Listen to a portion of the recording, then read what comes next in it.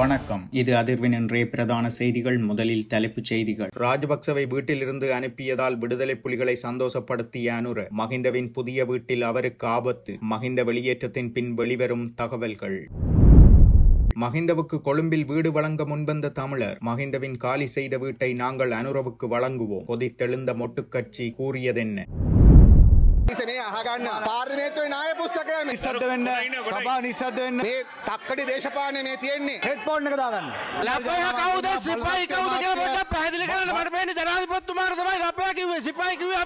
நாடாளுமன்றில் கடும் குழப்ப நிலை. 10 நிமிடங்கள் ஒத்திவைத்த சபாநாயகர். குழப்பத்திற்கான காரணம் இதுதான். சர்ச்சையாகும் நாமலின் திருமண கொண்டாட்டம். மனுவை விசாரிக்க கிடைத்தது அனுமதி.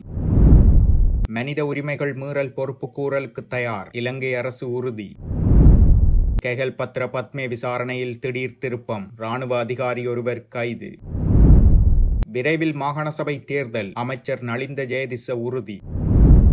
போராட்டக்காரர்களுக்கு பயந்து உலங்கு வானூர்தியில் தொங்கிய அதிகாரிகள். இணையதளங்களில் வைரலாகும் காணொலி. செய்திகளை உடனுக்குடன் அறிந்து கொள்ள அதிர்வு சேனலை லைக் மற்றும் சப்ஸ்கிரைப் செய்து கொள்ளுங்கள். இனி தொடர்பென விரிவான செய்திகள். முன்னாள் ஜனாதிபதி மஹிந்த ராஜபக்ச விஜயராம மாவட்டத்தில் உள்ள அரச இல்லத்திலிருந்து நேற்று வெளியேறியுள்ளார். விஜயராம இல்லத்திலிருந்து வெளியேறிய முன்னாள் ஜனாதிபதி மஹிந்த தங்காலையில் உள்ள கார்டன் இல்லத்திற்கு சென்றுள்ளதாக தெரிவிக்கப்படுகிறது. அவர் உத்தியோகபூர்வ இல்லத்தை விட்டு வெளியேறிய போது ஊடகங்களுக்கு கூறுவதற்கு ஏதேனும் கருத்து உள்ளதா என ஊடகவியலாளர் ஒருவர் கேள்வி எழுப்பினார். அதற்கு பதிலளித்த மஹிந்த, சொல்வதற்கு என்ன உள்ளது, எங்களை போக சொன்னார்கள், நாம் செல்கிறோம் எனவும், அத்துடன் எதிர்கால அரசியல் குறித்து எழுப்பப்பட்ட கேள்விக்கு அரசியலை ஒருபோதும் கைவிட மாட்டேன் என மஹிந்த ராஜபக்ச தெரிவித்துள்ளார். இதேவேளை இந்த நிலைமை குறித்து மஹிந்த ராஜபக்சவின் ஊடக பேச்சாளர் சட்டத்தரணி மனோஜ் கமகே வெளியிட்டுள்ள அறிக்கையில், 30 வருட கால போருக்கு முடிவை கொண்டு வந்த தலைவர் இன்று வீட்டை விட்டு வெளியேற நேரிடுகிறது. இதுதான் நன்றி கடனை செலுத்தும் விதமா? சிங்கம் காட்டில் இருந்தாலும் சிங்கம்தான், நகரத்தில் இருந்தாலும் சிங்கம் எனவும், இன்றைய நாள் அரசாங்கத்திற்கு மிகவும் சந்தோஷமான நாள். அத்தோடு தமிழீழ விடுதலை புலிகளின் ஆதரவாளர்களான டயஸ்போராக்களுக்கு சந்தோஷமாக இருக்கும் எனவும் நினைக்கிறேன். இந்த நேரத்தில் தமிழீழ விடுதலை புலிகளின் தலைவர் உயிரோடு இருந்திருந்தால் மிகவும் மகிழ்ச்சி அடைந்திருப்பார். அரசாங்கம் தேர்தலில் மக்களுக்கு வழங்கிய வாக்குறுதியை விட்டு விடுதலை புலிகளின் ஆதரவாளர்களான டயஸ்போராக்களுக்கு வழங்கிய வாக்குறுதியை நிறைவேற்றும் நாளாகும். நாட்டில் 1000 பிரச்சனைகள் இருக்கும் நிலையில் முன்னாள் ஜனாதிபதியை வீட்டை விட்டு அனுப்புவதற்கு அச்சுறுத்தல் மற்றும் அழுத்தங்கள் கொடுத்தனர். ஆனாலும் நாங்கள் அதற்கு அஞ்சவில்லை. நாடாளுமன்றில் நிறைவேற்றப்பட்ட வரப்பிரசாதங்கள் இல்லாதொழிக்கும் சட்டத்திற்கு மதிப்பளித்து 24 அல்லது 48 மணித்தியாலங்கள் கூட இல்லத்தில் இருப்பதற்கு தீர்மானிக்கவில்லை. இன்று தங்காலைக்கு செல்கிறார். ஆனால் உத்தியோகபூர்வ இல்லத்தை அரசாங்கத்திற்கு பாரப்படுத்த 1 வாரம் தேவைப்படும். ஏனென்றால் இல்லத்தில் உள்ள தளபாடங்கள் மற்றும் உபகரணங்களை உத்தியோகபூர்வமாக கையளிக்க வேண்டும் எனவும், அத்துடன் அவரின் பாதுகாப்புக்கான அனைத்து பொறுப்புகளையும் அரசாங்கம் ஏற்க வேண்டும். விஜயராம இல்லத்தை தேர்ந்தெடுத்தது இடவசதிக்காகவல்ல. குறித்த இல்லத்தில் போலீஸ் மா அதிபரின் இல்லம் மற்றும் தூதுவர் ஆலயங்கள் அமைந்திருப்பதால் அதிஉயர் பாதுகாப்பு வலயம் என்பதால் இதை தேர்ந்தெடுத்தோம். தங்காலைக்கு செல்வதால் அவரின் பாதுகாப்புக்கு தெளிவான அச்சுறுத்தல் இருக்கிறது.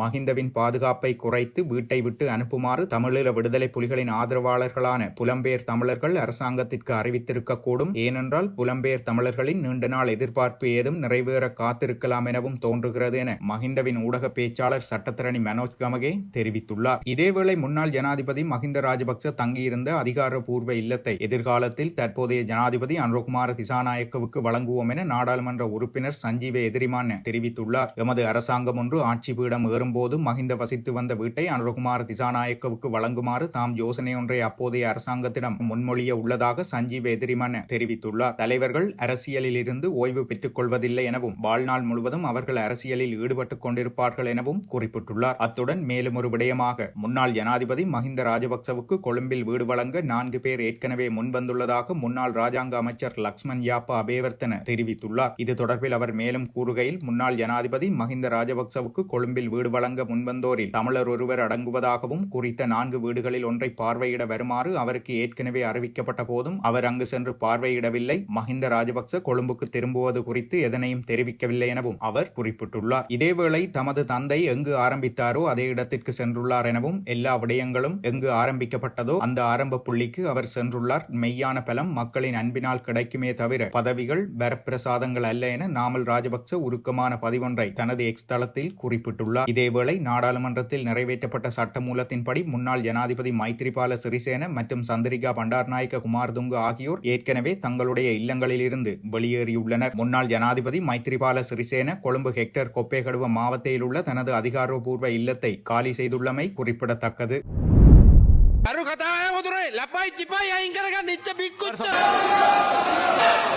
நேற்றைய தினம் நாடாளுமன்றத்தில் ஏற்பட்ட பரபரப்பான சூழ்நிலை காரணமாக சபாநாயகர் அவை நடவடிக்கைகளை 10 நிமிடங்கள் ஒத்திவைத்துள்ளார். மேஜர் ஜெனரல் அருண ஜெயசேகர மீதான எதிர்க்கட்சியின் நம்பிக்கையில்லா தீர்மானத்தை சபாநாயகர் நிராகரித்ததை தொடர்ந்து ஏற்பட்ட பதட்டமான சூழ்நிலையினால் சபாநாயகர் நாடாளுமன்றத்தை 10 நிமிடங்களுக்கு ஒத்திவைத்திருந்தமை குறிப்பிடத்தக்கது.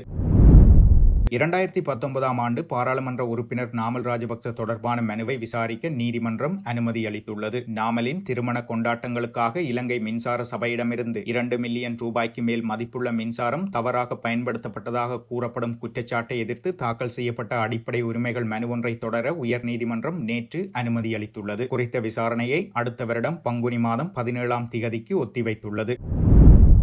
நேபாளத்தில் போராட்டக்காரர்களுக்கு பயந்து அதிகாரிகள் உலங்கு வானூர்தியில் தொங்கிய அதிர்ச்சியூட்டும் காணொளிகள் வைரலாகி வருகிறது. அதில் மூத்த அரசு அதிகாரிகள் அவசரகால உலங்கு வானூர்தியில் கட்டப்பட்ட கயிறுகளில் ஒட்டிக்கொண்டு ஆத்திரமடைந்த போராட்டக்காரர்களின் கூட்டத்திலிருந்து தப்பிக்க முயற்சிப்பதை காட்டுகிறது. நேபாளத்தில் சமூக ஊடகங்களை அரசாங்கம் தடை செய்ததை எதிர்த்து அங்கு மக்கள் போராட்டம் வெடித்ததுடன் கலவரங்களும் இடம்பெற்றது. ஊழல் முறைகேடுகள், வேலையின்மை, கருத்து சுதந்திரத்திற்கு கட்டுப்பாடு உள்ளிட்ட பல்வேறு பிரச்சினைகளை முன்வைத்து நேபாளத்தில் அரசுக்கு எதிராக வெடித்த இளைஞர்களின் போராட்டத்தால் பதட்டம் நீடித்து வருகின்றமை குறிப்பிடத்தக்கது.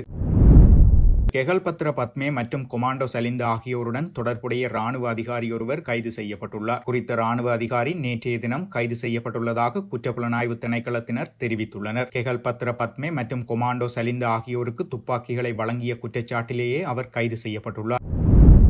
மாகாண சபை தேர்தலை இயலுமானவரை விரைவில் நடத்துவதே அரசின் எதிர்பார்ப்பாக உள்ளதென அமைச்சர் நலிந்த ஜெயதிச தெரிவித்துள்ளார். மாகாண சபை தேர்தலை இலங்கை அரசு நடத்த வேண்டும் என ஜெனீவா கூட்டத்தொடரில் இந்தியா முன்வைத்துள்ள கோரிக்கை தொடர்பில் எழுப்பப்பட்ட கேள்விக்கு பதிலளிக்கையிலேயே குறிப்பிட்ட காலத்தில் தேர்தல் நிச்சயம் நடத்தப்படும். மாகாண சபை தேர்தல் நடத்தப்படும் கால எல்லை பற்றி எனக்கு உறுதியாக கூற முடியாது. அதற்குரிய சட்ட திருத்தங்கள் நிறைவேற்ற வேண்டியுள்ளது. எனினும் கிடைக்கும் முதல் சந்தர்ப்பத்திலேயே தேர்தல் நடத்தப்படும் எனவும் அவர் தெரிவித்துள்ளார்.